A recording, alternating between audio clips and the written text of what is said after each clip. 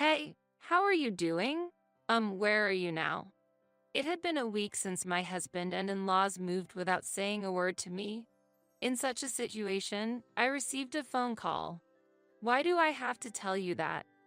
You're not smart. Why would you say that? You're really a noisy woman. I'll forgive you if you apologize. Moreover, if you do the housework, I might even give you a spare key. How about that? It's a nice proposal, isn't it? I naturally sighed at such an absurd proposal. Who do you think will do such a thing? What is someone incompetent like you talking about? Incompetent? Isn't that about yourselves? What? How dare you? I could tell my husband was talking to someone else on the phone. Huh? Oh, I see. That person was probably. Mom says she wants to talk. Before I could agree, it switched to my mother-in-law. Hello, can you hear me? Yes, I can hear you, but are you still alive? What are you talking about? Because you're jobless now, right? I'm listening carefully. You've been deceiving me, haven't you? What a disgraceful woman. My husband must have lied to his mother to maintain his dignity. Which one of us is more disgraceful? What should I do? Why are you silent? Say something.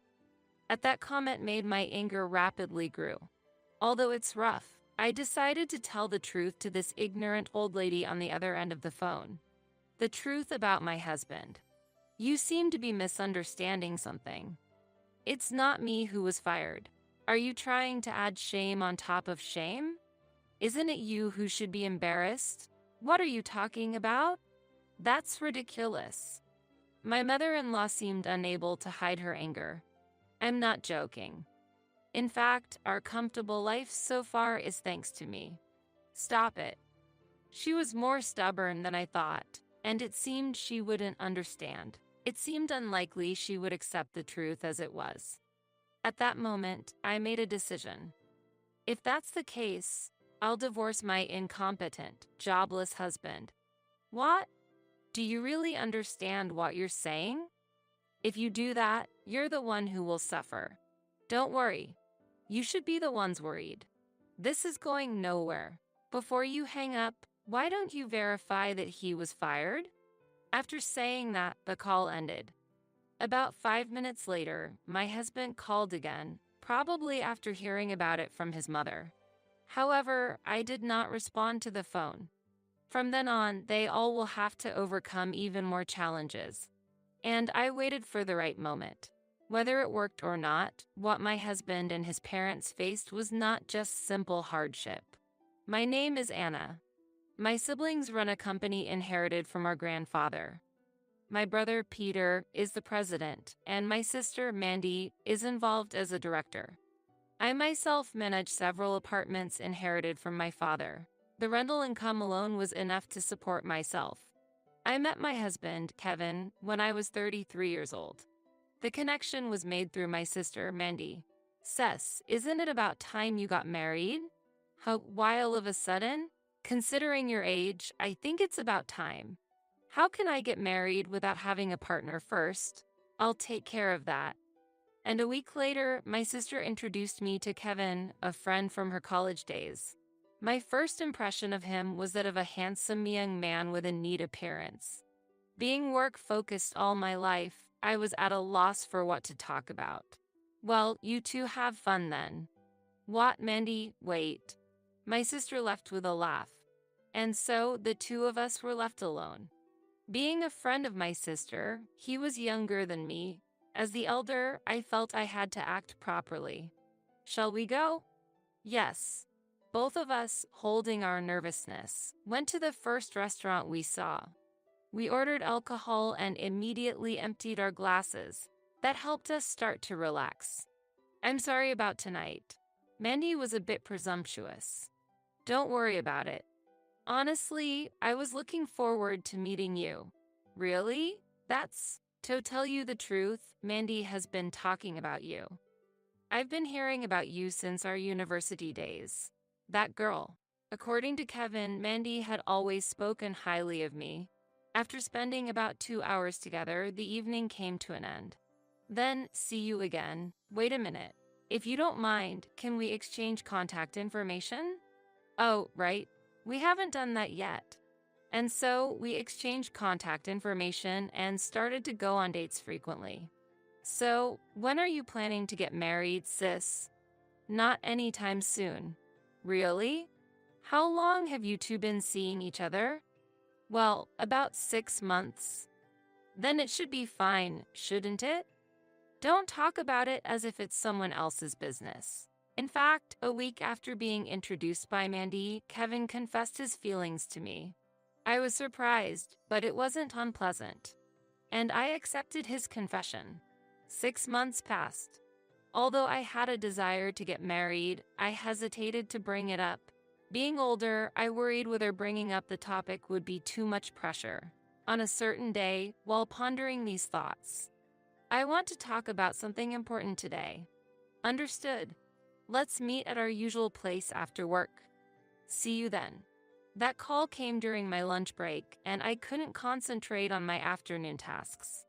Naturally, that was the expected reaction. It's impossible to remain indifferent to such a conversation. That day, he proposed to me. I was somewhat prepared, but being asked to consider marriage made me question if I was the right person. So, what's your answer, Anna? I'll say yes. However, what followed wasn't straightforward. Next, we had to greet each other's families. My parents warmly accepted our marriage. Next was meeting Kevin's parents. But what should we do about greeting Kevin's family? About that. Yes, Kevin seemed somewhat downhearted, as if he didn't want to go there. There's something I need to tell you. Actually, I want to keep your job a secret. Why is that? My father doesn't mind, but my mom. According to Kevin, his mother-in-law had an unusually strong sense of pride and wouldn't accept a wife earning more than her husband. It seems that his late grandmother was also like that, and she firmly inherited that mindset. So please, I'd appreciate it if you could manage the conversation well. Kevin requested that from me. Faced with such a request, I couldn't refuse, but I was still worried. I understand keeping it a secret, but can we keep hiding it forever? I think it'll be okay. He didn't provide details at the time, but I had no choice but to trust his words. And we scheduled a visit to my in-laws' house a week later. Aren't you worried? A bit nervous, yes. I'll be by your side. And remember what we planned. Got it. When the doorbell rang, my mother-in-law greeted us. Good of you to come. Please come in. Thank you. As we were led into the living room where my father-in-law was sitting. Glad you could make it. Have a seat. Thank you. I caught a glimpse of Kevin's tension at that moment. We came to talk about something special. We're considering getting married together. Is that so? Anna, what do you do for a living? As expected, the question came. This inquiry was anticipated. According to our plan, I was to say that I work in an administrative position through a temp agency. In reality, it wasn't a complete lie, as I occasionally help out at my brother's company. That decision was made for such reasons. I'm currently working in an administrative role. I see. What do you think, Dad? If it's an administrative job, there shouldn't be a problem. Then it's okay to get married, right? Yes, I have no objections. Thank you. While exchanging conversations, I excused myself to the bathroom halfway through. And on my way back to the living room. Wait a moment. I was approached by my mother-in-law. Yes, what is it? It was the moment I had hoped to avoid. What is that? Which one? That expensive-looking item you're wearing. She was pointing at the necklace I was wearing. Oh, this is. As you'll be a wife from now on, such things are unnecessary. Take it off here. Excuse me? Shall I help you? My mother-in-law tried to forcefully remove my necklace. No, I can take it off myself. Saying so, I removed the necklace. This necklace was originally a gift from Kevin for my birthday. I tried to explain this several times, but it seemed to my mother-in-law like nothing but excuses. Also, change that outfit. Too much leg exposure. It's unpleasant. Why must I be criticized like this? As I was confused, Kevin came and asked what was happening. What's going on? It just took a bit longer. I'll be back soon. Okay, got it. My mother-in-law cut off my response. Remember what I just said. Don't forget it. I'll come by to check occasionally. Your response? Yes, I understand. I couldn't refuse. I was just exhausted from being compliant. Though I returned to the living room, I couldn't bring myself to say anything. I wanted to avoid saying anything unnecessary and being criticized again. Something happened? No, nothing. I blamed someone in my mind for how I felt, but I couldn't hold Kevin responsible. All I felt was a desire to leave this place as soon as possible. I don't remember the details of the conversation that followed. Somehow, we reached an agreement and returned to Kevin's house. First, let's start by finding a place to live together. Yes, that sounds good. We visited various properties together, but I couldn't forget the words of my mother-in-law. Before I knew it, the property was contracted in my name. At that time, I never thought this would become a big problem later on. Thus, we got married and became a couple. However, the smooth marriage life was only at the beginning. Anyway, let's keep this from my mom going forward. Can this really work out? It'll be fine. Kevin's baseless confidence only fueled my anxiety. And that anxiety became reality. As much as possible, we tried to avoid contact with my mother-in-law, but one day, a month after getting married, I came home from work to an unexpected visit from her. Mother, why are you here? Just came to see how you two are doing. But what were you doing at this late hour? I was at work. You're supposed to be in an administrative job, aren't you? Yet, you come home this late. I looked at Kevin and he gestured for me to deny it. It seemed he meant to keep this fact hidden. There was a bit of overtime today. Making excuses. You were actually out having fun, weren't you? I wasn't out having fun. Really? Mom, that's enough. But anyway, we're doing fine without any problems. With those words, my mother-in-law seemed convinced and left without further comment. I'm sorry. I didn't expect my mom to come. Maybe we should tell her the truth? It's okay. Leave it to me. But this means we're continuing with the lie. It's fine like this. Don't make me repeat myself. Was it necessary for me to be told this? Despite being newly married, my trust in Kevin began to waver. However, there was one good thing. Kevin's approach worked, and the visits from my mother-in-law stopped.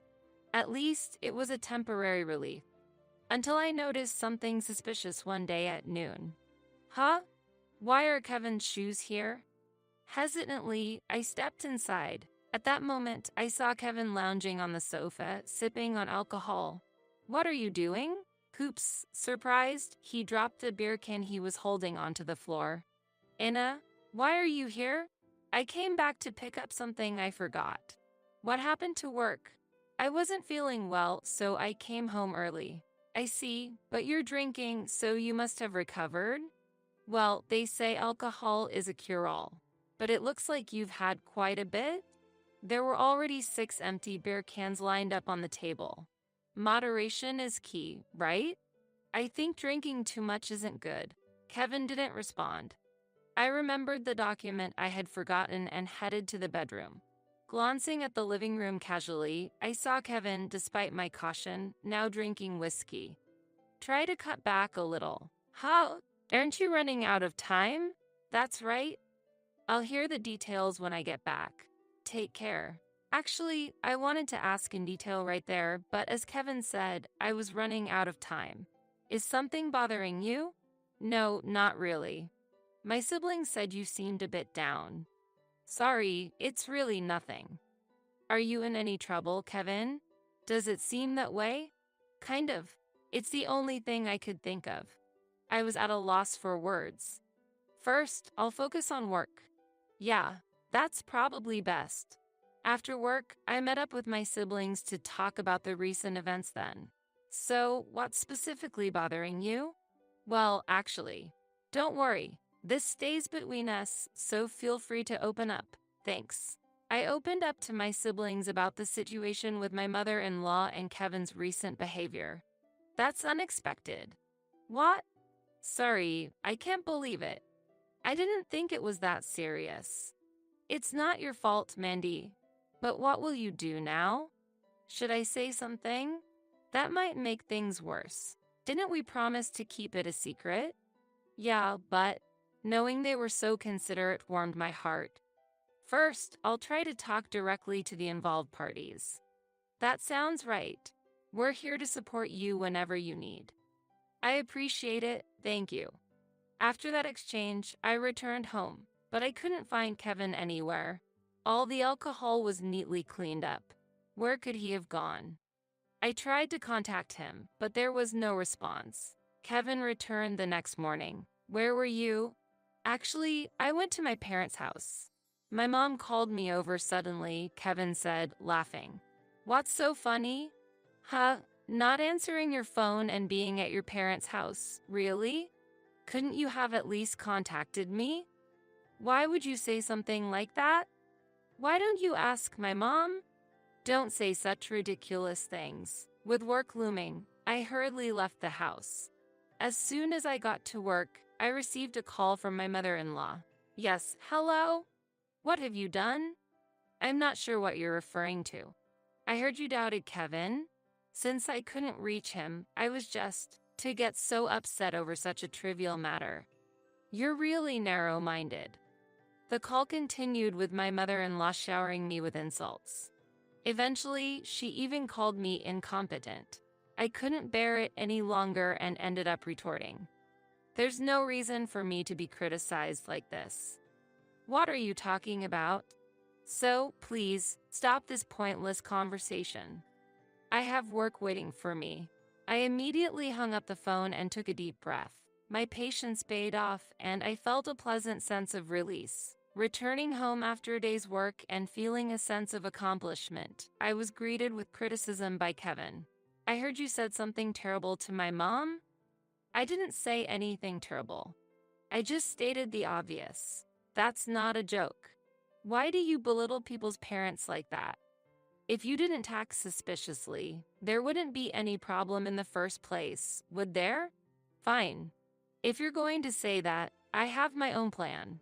Afterward, Kevin made a call as if he was enjoying something. Once the call ended, he announced, "Look forward to it." The change came 3 days later.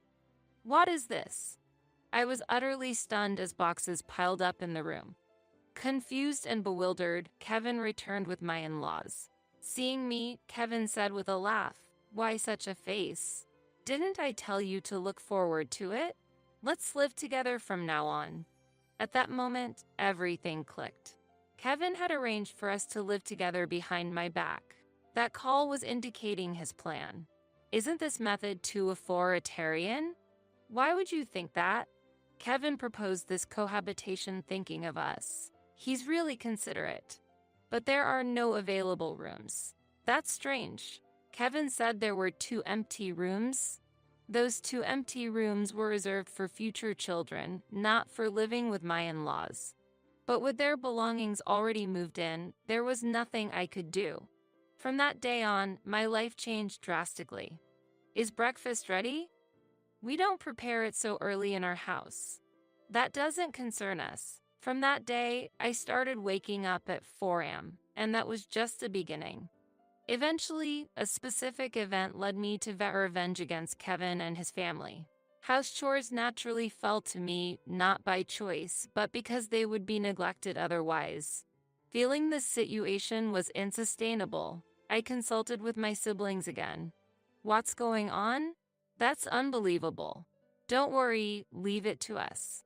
My siblings rushed from their workplace directly to our house.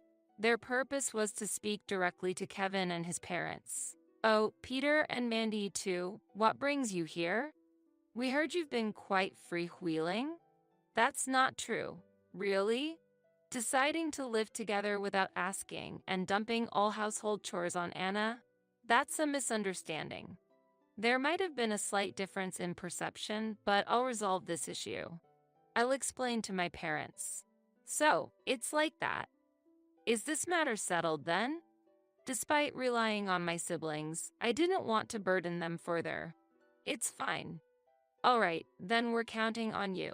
That day, my in-laws were out, and it's unclear how the situation would have unfolded had they been home. Really unnecessary. If you had acted properly from the start, we wouldn't be in this situation. Relying on your siblings, aren't you ashamed? As Kevin and I were arguing, my in-laws returned. Why are you talking so loudly? The whole neighborhood can hear you. Actually, Anna reported us to her siblings. Reported? She's making us out to be problematic. A wife doing such a thing. But the problem originates from you. Forcing cohabitation and dumping chores on me, right? That's natural and there's no problem at all. It seems you need to be educated. At that moment, Kevin seemed to be contemplating something. Causing more trouble would be a hassle. I've got a good idea. After he whispered something to my mother-in-law, she said, "That's a good idea. Your brothers run a company, right?" "Yes, what about it?" "What if disgraceful rumors about that company were to spread? In the worst case, the company might not survive. What are you planning to do?" "Something like this." Kevin then showed me his smartphone screen. On the screen, there were baseless allegations about my brother's company. "If you listen to us, we'll leave this information as it is. But if you pull another stunt, you're going to make this public?" "Exactly. Understand this and don't repeat such actions." It was clearly a threat. To protect my siblings' safety, I had no choice but to comply with their demands. However, Kevin's actions went beyond mere threats. One day, when my mother-in-law was absent, the truth was revealed. "You must have noticed, but I've quit my job." "Is that really a path you chose yourself?" "Why do you ask that?" "Just curious." "It's not important anyway." "Actually, I was fired." "What caused it?" "Let's not dwell on the details. There were various issues." I felt I had learned something significant from his answer. "But don't ever mention this to my parents." "Why not?" "You should understand why." "What's the plan going forward?" Kevin just fell silent. "No choice, I have to handle it. As usual." "You might have forgotten, but I'm the one paying the rent and living expenses. Just don't do anything unnecessary." Half a year passed, and I had become nothing but a servant to Kevin and his family. I could only despair about when this situation would end. That day, I had an important meeting, so I headed to my brother's workplace. The meeting lasted late into the night, and I didn't get home until after 8 p.m. As soon as I arrived, I immediately noticed something was wrong. Everything was too quiet. The moment I stepped inside, I was struck silent by the scene before me. It was evident the house was empty. Checking room by room, all our belongings were gone. I collapsed on the spot. I immediately called my siblings. "Is something wrong? I need you to come to my house right away." "Understood." "I'm on my way." 30 minutes later, my brother and sister arrived. "What in the world happened?" "Nothing's left. It seems everyone decided to move out without me knowing." "How did it come to this?" "What's that?" "Did you find something?" "Yes, something's on the table." "Really?" What my brother found seemed to be a note left by Kevin. The note read, "For us, you are no longer necessary. Hence, we've decided to move. We've taken the money in the dresser with gratitude." The money in the dresser. Rushing to check the bedroom dresser, the money I had hidden was all gone. "It's gone. Everything's been taken." About $10,000 was missing. I made a mistake. I never thought the hiding spot would be discovered. What's our next step? Faced with that question from my brother, I had no immediate answer. But my sister's remark provided a new perspective. "But why such actions? What benefit does this bring?" "What do you mean?" "This situation essentially forces a divorce, doesn't it?" "That's it." "Exactly. Huh? Thank you. Huh? Oh, sure. With Kevin and my in-laws gone, this situation turned into a significant turning point for me. Why are you so pleased? It's kind of scary. Can we talk for a bit? So I began to share my plans for the future with them. The details concern me, but if you have decided on this, Anna, I think it's fine. It's odd for me to say this since I introduced Kevin, but I want you to go ahead with all your might. At that point, I avoided contacting them directly. Considering their nature, I expected some form of communication from them. So I adopted a wait-and-see approach. A week after they left, "Hey, have you been well?" As expected, I received a call from Kevin. "Hey, how are you doing? Where are you now?" It had been a week since my husband and in-laws moved without telling me a word. In such a situation, I received a phone call. Huh? Why do I have to tell you that? You're not smart. Why would you say that?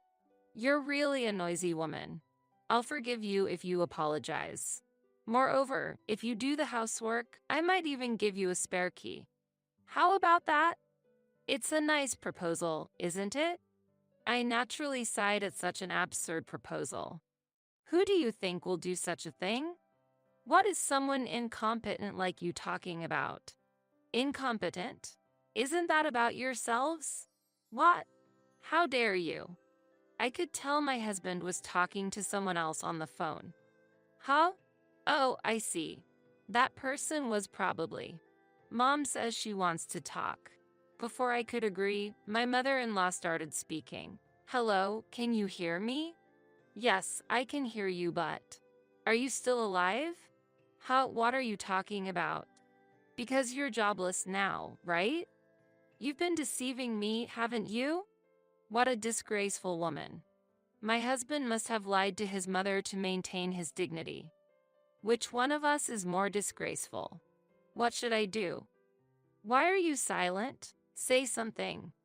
At that comment, my anger rapidly grew. Although it's rough, I decided to tell the truth to this ignorant old lady on the other end of the phone. The truth about my husband. You seem to be misunderstanding something. It's not me who was fired. Are you trying to add shame on top of shame? Isn't it you who should be embarrassed? What are you talking about? That's ridiculous. My mother-in-law seemed unable to hide her anger. I'm not joking.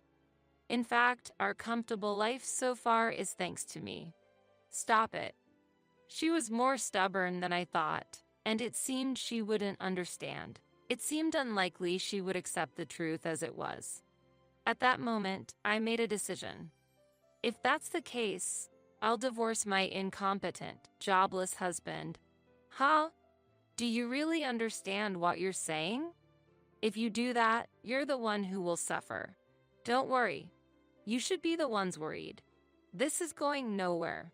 Before you hang up, why don't you verify that he was fired? After saying that, the call ended. About 5 minutes later, my husband called again, probably after hearing about it from his mother. However, I did not respond to the phone. From then on, they all will have to overcome even more challenges. And I waited for the right moment. Whether it worked or not, what my husband and his parents faced was not just simple hardship. A month passed, and I received another call from Kevin. Needless to say, I had been making various preparations during that month. There's nothing to talk about. Wait a minute, can't we live together? Why? Why, you ask? Let me guess. It's surely about money, right? Absolutely not. It's your own responsibility for leaving. Well, good luck. Don't say that. We're still a couple. You've heard from your mother, right? I intend to divorce you. What? Anyway, that's the situation. Don't contact me anymore. I thought it was over, but it wasn't that simple. The next day, Kevin came to my house with his parents. Back again? That's not all. I've heard everything from Kevin. And what about it?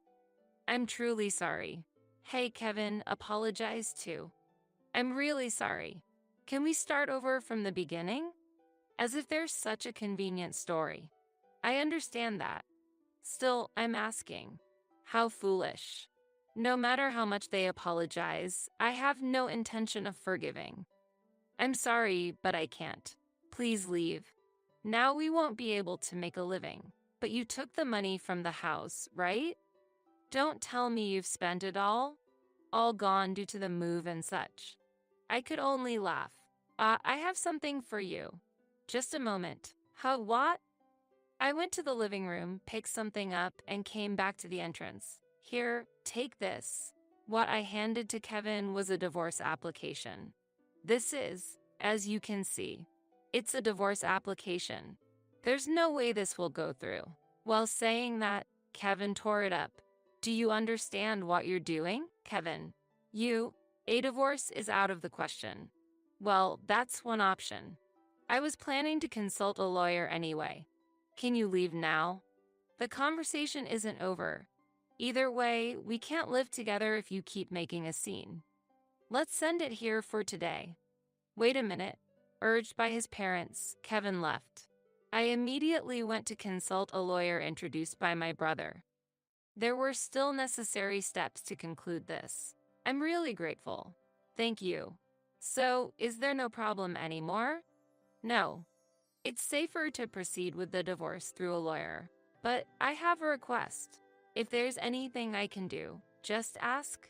Actually, afterward, I asked my brother to help me find a new place to live. I heard one of his friends was in real estate.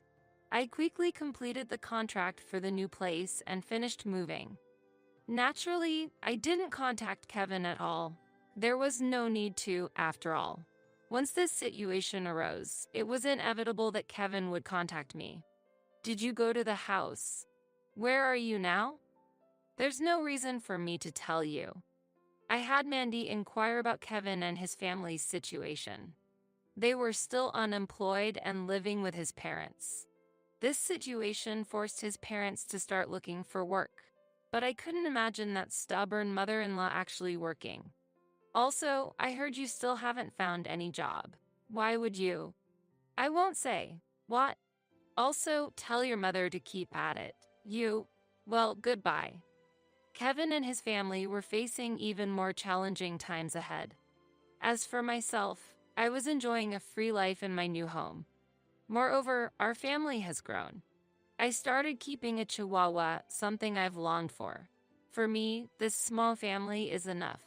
From now on, I will spend my time